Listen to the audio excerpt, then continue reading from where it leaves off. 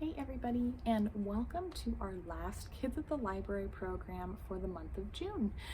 So this week we are going to be making a craft called Storystones. So some of you guys might be familiar with Storystones. I have done this activity before, but some of you guys may have never heard of it. And it's a really cool storytelling tool that's really fun, especially if you're doing things like camping or getting together with friends over the summer and you're looking for something to do. So I actually have some Storystones that I've already made. So as you guys can see, you will get one of these cool little baskets so that way you can have a way to transport your Storystones. And then you guys can see that there are little rocks in here. So you guys won't have quite this many rocks, but each rock has a little picture glued onto it. So this one is fire. And what I did is I actually put images like into a Word document and had them be teeny tiny, and then I cut them out and I glued them onto my rocks. If you guys would rather paint them on your rocks or even like draw them on your rocks, that's totally fine. But because the rocks are very dark gray, you guys would need like a silver Sharpie or something to draw pictures on them. So the idea behind Storystones is that you have a picture on your stone that's a very simple picture that allows you guys to tell a story. So if I were to draw this one out of my bag, I could start my story as like, once upon a time, there was a huge fire in the woods. And then I would pull out another stone, and it looks like this one is like a mountain. And I could add to my story. So I could say the huge fire traveled all through the forest, leaving everything desolate, and there was one lonely mountain standing in the background. So my story is sounding a little ominous, I think.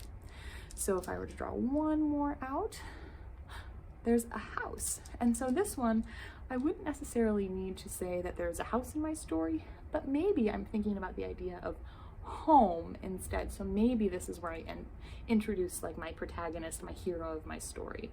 So that's how you do Storystones. You just go through and you pull these stones out of your bag and you just tell a story. It's really fun to take turns and let other people build on your story and then see where it goes.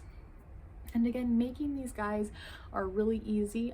In your kit, you will have just some plain stones as well as your bag. And then however you want to put the pictures on there is totally fine. Like I said, for mine, I just put little pictures in a Word document. I shrunk them down to be teeny tiny. Then I printed it out, cut them out, and glued them to my Storystone. I used Mod Podge, but you can use normal glue as well. And then you will have your Storystones. So that is the last program that I have for you guys in June. I hope that you guys had a lot of fun this year doing Kids at the Library distance programs. I have some good news though. Even if you guys loved doing the programs distance, for summer reading, we are hoping to introduce live live programs again to the Fern Ridge Library. So if you guys have missed interacting with people at the library with programs, you are in luck, because we are hoping that starting in July for our summer reading program, we will have some in-person programs for you guys. And never fear if you guys can't do the in-person programs, don't feel comfortable doing them. If you guys have a busy summer schedule but you still want to do summer reading, no worries. You guys can still pick up kits at the library that will go with our in-person program, so you guys won't miss out on a single thing. I will let you guys know that we will probably need to do sign-ups for the summer reading programs. So it's possible that you won't be able to come to every single in-person program, but we're just going to see how it goes. This is a brand new thing that we're rolling out this summer, so we're just all going to work together and we are going to see how it goes. And I'm just so excited to see some of you guys this summer.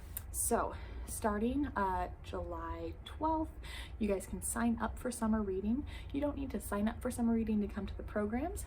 However, if you sign up for summer readings, you'll be entered into raffle prize drawings for prizes at the end of the summer. So we will talk more about that as the summer goes on. I will put out a promotional video as it gets closer to July, and I will fill you guys in on all of the cool stuff that we're going to be doing this summer. So between today and the beginning of summer reading, we won't have any more programs.